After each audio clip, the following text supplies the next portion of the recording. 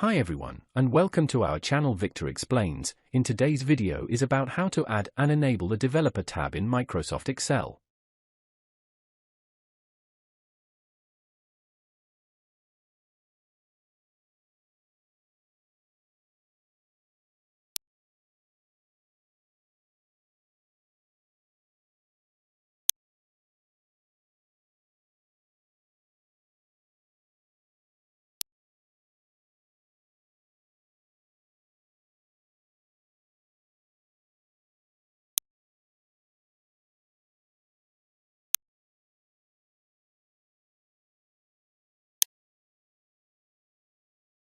If you found this video helpful, please like to encourage us and subscribe to our channel. Leave comment and share it with others so they can benefit too.